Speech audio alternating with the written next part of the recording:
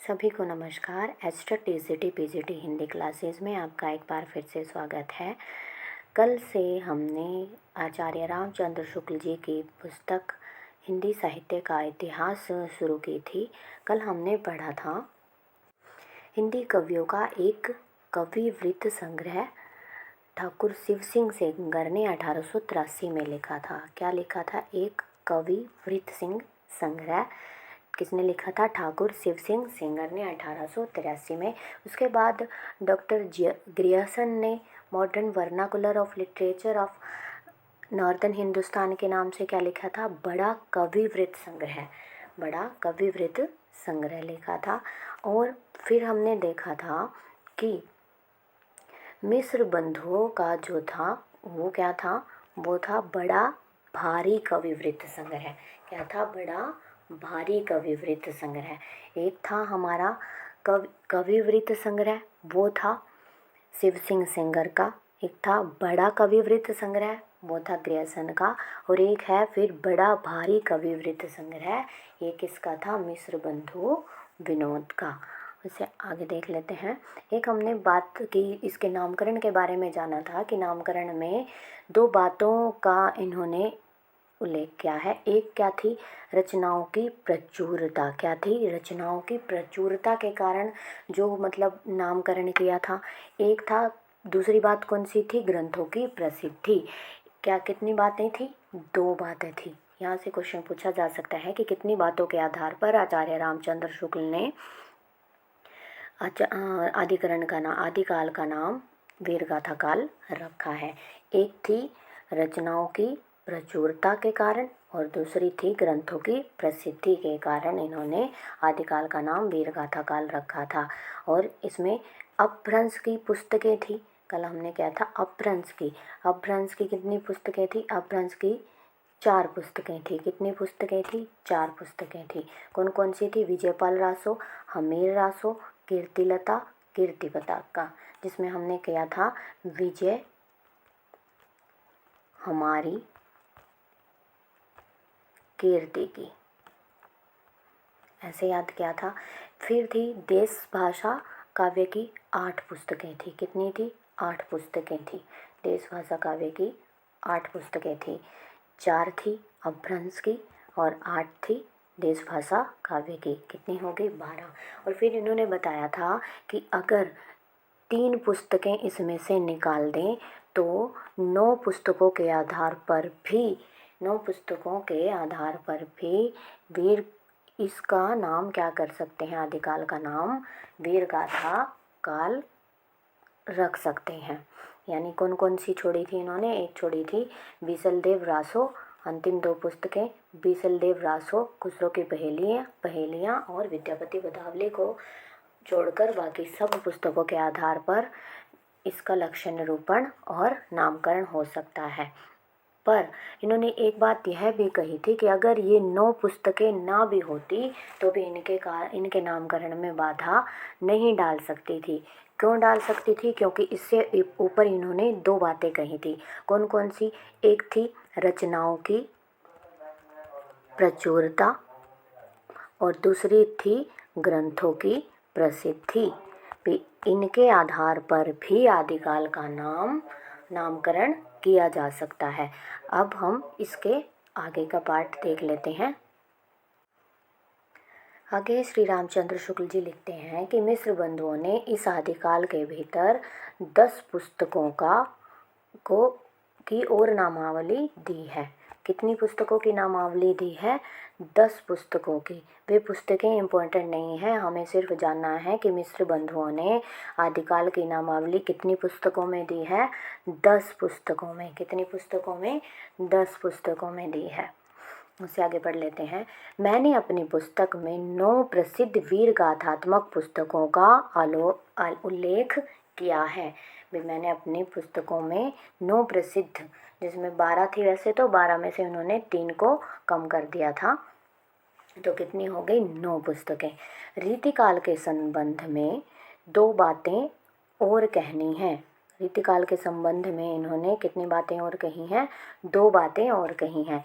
इस काल के कवियों का परिचयात्मक वृत्तों की छानबीन में मैं अधिक प्रवृत्त नहीं हुआ, क्योंकि मेरा उद्देश्य अपने साहित्य के इतिहास का एक पक्का और व्यवस्थित ढांचा खड़ा करना था, न कि कवि कीर्तन का। में इन्होंने कहा है कि कवियों का परिचयात्मक वृत्तों की छानबीन उन्होंने नहीं की, यानी कवियों का जीवन परिचय इन्होंने नहीं दिया, यानी जीवन में उनके जन्म के बारे में, उनकी मृत्यु के बारे में, उनके परिवार के बारे में उसकी छानबीन इन्होंने नहीं की। उसका इन्होंने क्या किया है भी, मेरा उद्देश्य इतिहास का एक पक्का व्यवस्थित ढांचा खड़ा करना था, ना कि कवि कीर्तन करना था। अतः कवियों के परिचयात्मक विवरण मैंने प्रायः मिश्र बंधु विनोद से लिए हैं। क्या कहते हैं ये कि कवियों के परिचयात्मक विवरण मैंने प्रायः मिश्र बंधु विनोद से लिए हैं। किन कवियों के परिचयात्मक विवरण? रीतिकाल के कवियों के।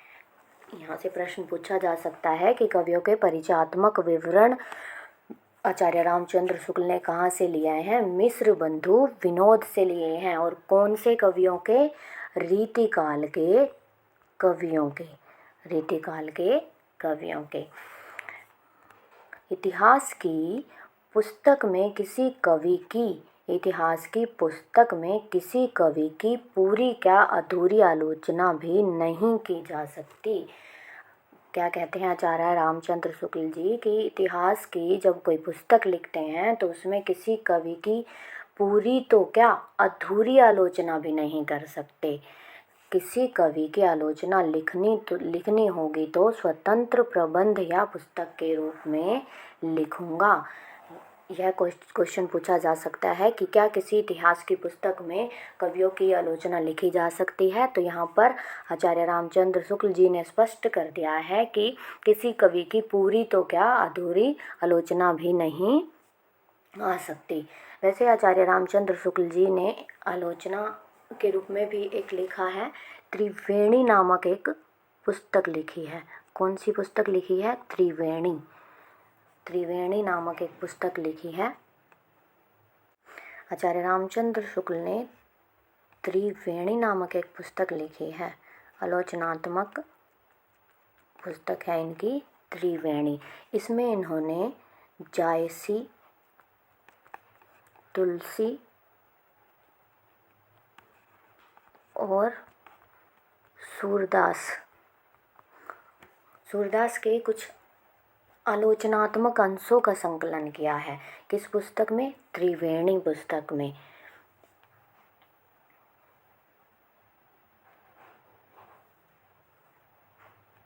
उसके आगे देख लेते हैं।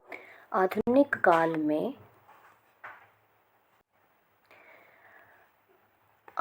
काल में गद्य का आविर्भाव सबसे प्रधान साहित्यिक घटना है। यानी गद्य का आविर्भाव कहाँ से माना जाता है? आधुनिक काल से। वर्तमान लेखकों और कवियों के संबंध में कुछ लिखना अपने सिर एक बला मोल लेना है। क्या करना है? बला मोल लेना है। यानी अगर किसी के बारे में हम कुछ कहते हैं तो क्या हो सकता है, अगर किसी के बारे में कोई बुराई करते हैं या किसी की कुछ भी बात करते हैं तो क्या है, अभी बला मोल लेने जैसा है, यानी किसी से लड़ाई करने जैसा है। उसके आगे वर्तमान कहने की आवश्यकता नहीं कि हिंदी साहित्य का यह इतिहास हिंदी शब्द सागर की भूमिका के रूप में हिंदी साहित्य का विकास के नाम से सन 1929 के जनवरी महीने में निकल चुका है। हिंदी साहित्य का यह इतिहास हिंदी शब्द सागर की भूमिका के रूप में हिंदी साहित्य का विकास के नाम से सन 1929 में कौन से महीने में निकला? जनवरी के महीने में। कवि परंपरा के बीच प्रचलित जनश्रुति के कई ऐसे भाषा काव्यों के नाम गिनाती चली आई है जो अपभ्रंश में हैं। यहाँ पर आचार्य रामचंद्र शुक्ल जी लिखते हैं कि जनश्रुति क्या होती है, जो हमारे आम नागरिकों के बीच में जो सुनी सुनाई जो बातें होती है, उनका जो काव्य होता है, उनके नामों को गिनाती चली आई है। ऐसी कवि परंपरा जो किसमें है, अपभ्रंश में है। जैसे कि कुमारपाल चरित की रचना होगी सारंगधर कृत हमीर रासो का पता नहीं है, अभी जो उसका ग्रंथ है उसके बारे में तो पता नहीं है, पर प्राकृत पिंगल सूत्र को उलटते पलटते मुझे हमीर के युद्धों के वर्णन वाले बहुत ही ओजस्वी पद्य छंदों के उदाहरण में मिले हैं। जनश्रुति में जो नाम थे, काव्य के जो नाम थे, वो तो हैं ही हैं, उसके बारे में तो पता नहीं है, पर क्या है, ग्रंथ तो नहीं मिले, पर उससे क्या मिले हैं, कुछ छंद मिले हैं। कहाँ से, प्राकृत पिंगल सूत्र से। अब प्राकृत पिंगल सूत्र पता है आपको किसका है? प्राकृत पिंगल सूत्र लक्ष्मीधर का है। किसका है? लक्ष्मीधर का। लक्ष्मीधर का है प्राकृत पिंगल सूत्र। इसमें उन्होंने प्राकृत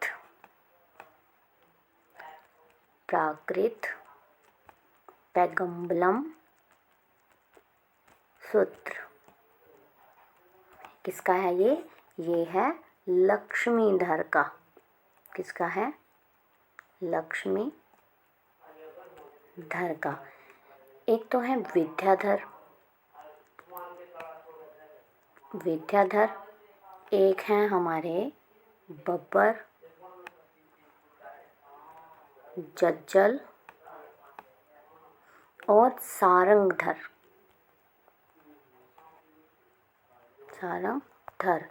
इन सभी के छंदों का संकलन किसमें है? प्राकृत पैगम्बलम सूत्र में है। और जो किसके द्वारा रचित है? लक्ष्मीधर जी के द्वारा रचित है।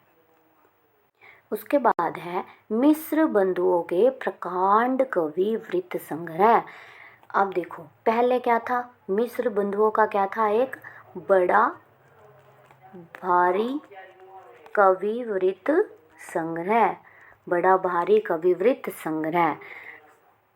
और अब क्या है? मिश्र बंधुओं के प्रकांड कवि वृत्त संग्रह।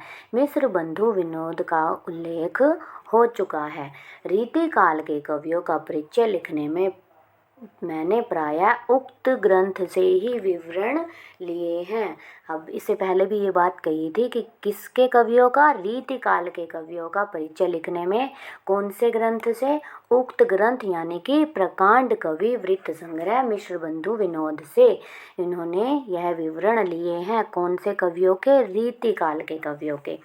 उसके बाद आचार्य रामचंद्र शुक्ल जी आभार व्यक्त करते हुए कहते हैं, राय साहब बाबू श्याम सुंदर दास जी बीए की हिंदी कोविंद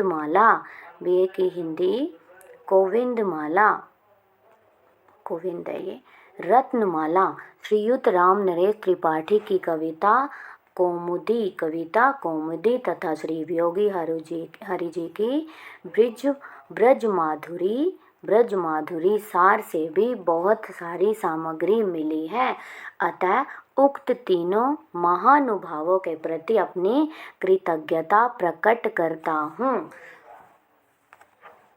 किसका आभार प्रकट किया है? राय साहब बाबू सुंदरदास जी का, जिनकी कौन सी थी? हिंदी कोविंद रत्नमाला, फिर रामनरेश त्रिपाठी जी की कविता कौमुदी और वियोगी हरि जी की ब्रज माधुरी सार। इससे भी इन्होंने बहुत कुछ सामग्री ली है। इसीलिए इन्होंने इन तीनों ही महानुभावों का क्या किया है? कृतज्ञता प्रकट की है। इसके आगे की क्लास में हम प्रकरण के विषय में पढ़ेंगे कि जो आचार्य रामचंद्र शुक्ल जी के साहित्य इतिहास में जो प्रकरण लिखे गए हैं, आदिकाल के, भक्ति काल के, आधुनिक काल के, इन सब प्रकरणों के विषय में पढ़ेंगे। आज के लिए इतना ही। अगर आपको मेरी क्लास पसंद आए तो उसके लिए लाइक करें, सब्सक्राइब करें। धन्यवाद।